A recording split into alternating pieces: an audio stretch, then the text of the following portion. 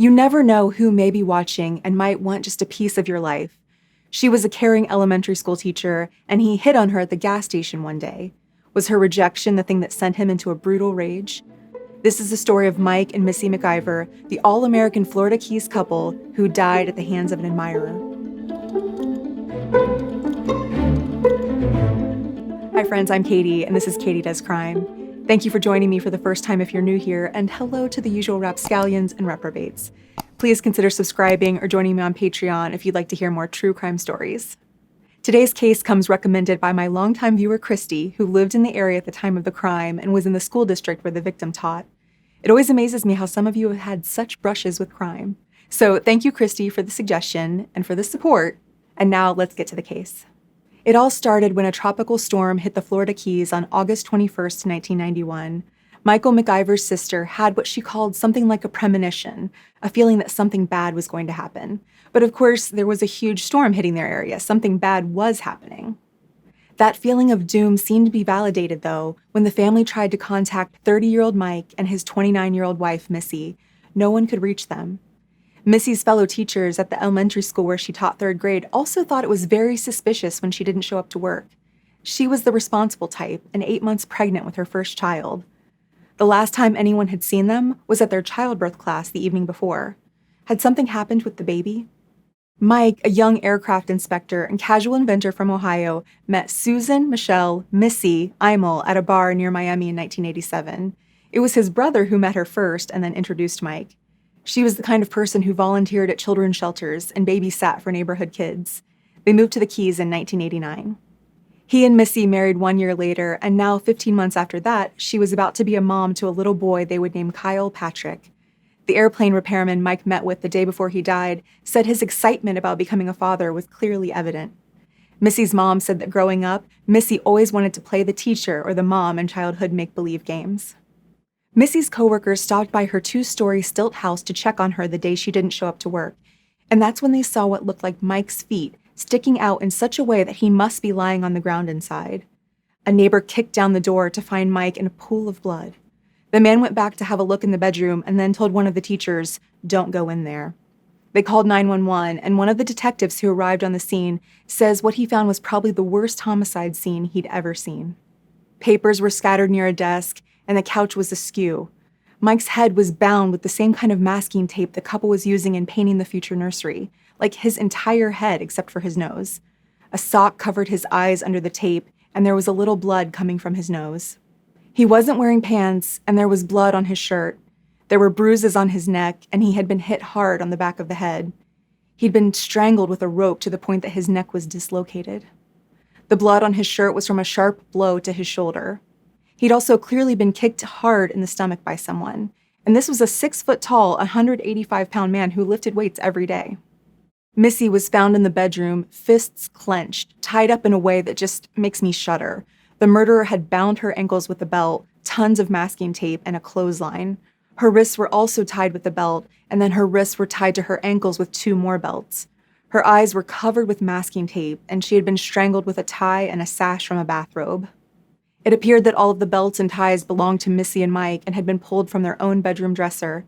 Missy was naked, lying on a white comforter. Under the blanket were some things from her purse, her pajamas, and her underwear, which had been cut along each side of her. Even more disgusting, Missy's pajama shirt had been ripped off of her so quick and hard that the top of each button had been torn off of the bottom part with a hole in it. Semen had been left behind on Missy and on the sheets. The medical examiner called her battered. And worst of all, he thought the baby may have lived for 30 minutes after Missy died and tried to breathe on his own. The couple died at approximately 1 a.m. that day, the morning of August 22nd, 1991. There was a .22 caliber shell casing, though neither of them had been shot, and an address book with some of the pages torn away found in the bedroom. The killer may have chosen a specific letter to rip out to throw the detectives off the scent. The sliding glass doors in both the main bedroom and the future baby's nursery were both left open to the outside, and a ladder was found leading up to the nursery's balcony. The telephone wires to the home had been cut. Authorities didn't know what to think. Here was a young, good-looking, seemingly beloved couple killed in such a savage way that it didn't seem random. Also, let's not forget the fact that this person knowingly killed an expectant mother. Initially, police thought it may have had something to do with the cartel. Where Mike and Missy lived in the Florida Keys was a favorite spot for pilots who loved to fly to the Caribbean and the Southern Americas. Their gated community even had its own runway flanked by a canal. Mike's dad had been a pilot, and his love of planes had been passed down to Mike, an aviation mechanic who always seemed to be flying down to Central America. He even had recently bought a plane in Belize at a government auction to fix up and resell, and that plane had been seized from drug smugglers. Could the murders have something to do with drugs? Mike and Missy came from upper-middle-class families, but Mike was severely in debt at the time thanks to buying planes, it turns out. And he had once been questioned when his plane was found to have drug residue inside, but the charges against him were eventually dropped. Police followed this hunch as far as collecting a DNA sample from Mike's brother, who was also his business partner, but the sample ruled him out. Plus, the murders didn't seem drug-related when the murder weapons were household items, and there was the assault on Missy that would have taken time. Drug-fueled murders are usually swift. Police looked at Missy's first husband from a very short marriage, but they ruled him out quickly. They even called a psychic after Mike's family suggested it. This woman said the killings were, in fact, drug-related. For the record, she was wrong. With nothing to go on, the case grew cold. But a lady profiler for the Florida Department of Law Enforcement shed some new light on the suspect when the case got in front of her. She recognized that while Mike was strangled quickly, Missy was left alive longer, assaulted, and strangled more slowly, like the killer was taking his time. It seemed like maybe Missy was the target, not Mike. Authorities went back and asked the family if Missy possibly had any admirers. Mike's sister suddenly remembered that she might know something. Missy had talked to Mike's sister the day before the murders about a creepy guy at the local gas station a few minutes down the road. He'd recently hit on her, an 8 months pregnant woman, and she'd turned him down. Missy used the word forcefully. She'd forcefully turned him down. You can see where this is going. Not only had this guy, 35-year-old high school dropout Thomas Overton, given Missy weird vibes, but he was already known to police as a convicted burglar. As far back as 1973, he'd been discharged from the Army for stealing a car. And the profiler on the case had theorized that their suspect was a serious burglar. Worse, Overton was a person of interest in another murder from the year before. A young woman had disappeared from a nearby movie theater, and she had complained to her dad about the maintenance employee there who weirded her out. That employee was Thomas Overton. A year and a half after Mike and Missy's murders, the police got Overton into an interview room, and he denied everything, just as he had after the movie theater disappearance. He wouldn't give a DNA sample, and there was nothing they could do about it, except wait.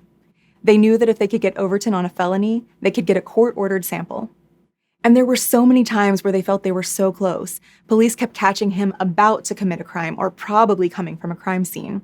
One time, a woman found a threat written in lipstick on her mirror that read, "Next time, get a dog, get an alarm. You won't be so lucky next time." It feels like a lot to write in lipstick, and as an English major, I don't love his overuse of next time, but it's still very menacing. And lo and behold, police saw Overton riding his bike near the scene 15 minutes before that woman called about a break-in at her house. It had to be so frustrating to keep missing him. But finally, 5 years after the murders, they had their moment. Police were tipped off by a friend that Overton was about to burgle, and they caught him red-handed, with a weapon in his possession, which is a felony for an already convicted felon. He was carted off to jail, and the police went to work on getting the court to order that DNA sample while Overton rotted in his cell. But Overton didn't want to rot. He had a plan. He would cut his own neck, get taken out of jail for treatment, and somehow escape. So he requested a razor and used a wire from a ceiling vent to get the blade out. I'm not exactly sure why you would need the wire when you could just break the plastic and get the blade out, but it sounds way more dramatic that he was climbing the walls and breaking into the ceiling and all that. So he cut his neck in 2 places, but his plan was foiled when corrections officers called in EMTs rather than take Overton out. And worse for him, the towel they wiped up his blood with was turned over for testing.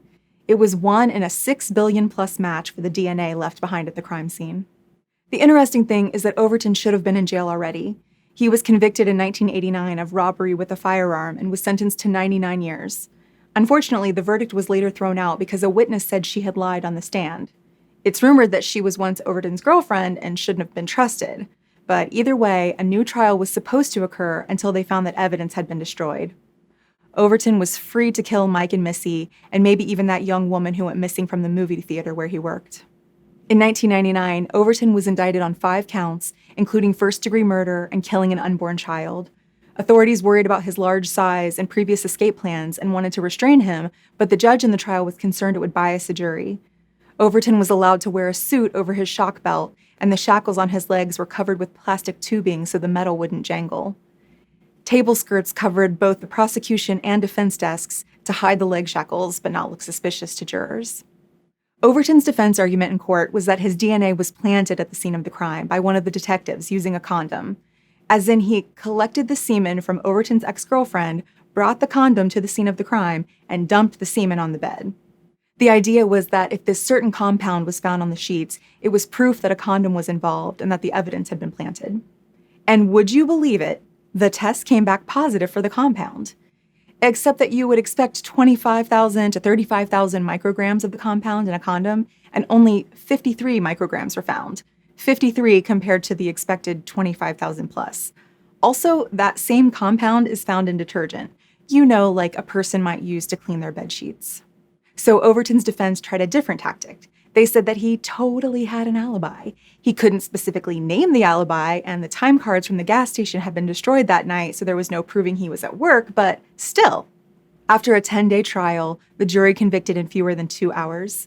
Overton was found guilty of murdering Mike, Missy, and their unborn child in 1999 and was sentenced to death. In one last creepy gesture, before he was taken from court, he turned to the families of the victims, stared them down, and smiled. Mike's dad died in 2000, and his mom died in 2004. His brother, who has a painful reminder of the murder date every year because it also happens to be his birthday, said they died from the stress of having lost their son. And in other sad news, one thing that made me a little sick in this case was finding out that after the murders, the families of Mike and Missy went to court over who died first and which family should therefore inherit the estate. As in, if Mike died before Missy that night, his assets would have gone to her, and therefore her family would inherit the estimated $350,000 estate. Luckily, it was eventually decided that they should split the inheritance. Maybe the court should have decided in favor of donating it all to charity on account of greed, but I digress. Thomas Mitchell Overton is currently 67 years old and is in Union Correctional Institution in Florida, awaiting execution. Mike and Missy MacIvor are buried with their unborn son near Miami, Florida. We'll probably never find out if Overton killed that girl from the movie theater, but at least he's behind bars. I'd love to know your thoughts on this case. Is there a special place in hell for the murderers of mothers-to-be? Let me know in the comments. Thank you for tuning into my YouTube video. I'm just a true crime fan like you are, and I really appreciate you taking a chance on me.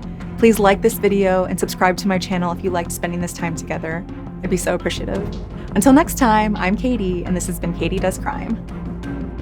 I'm just a true crime fan. I'm a true crime fan. They even one more time. This is it. Police had theorized that their The police went to work on getting the court to order. I knew I was gonna mess that up. In one last creepy gesture. This is it. This is the last thing, babe. Stick with me. Only 67 years old and his union.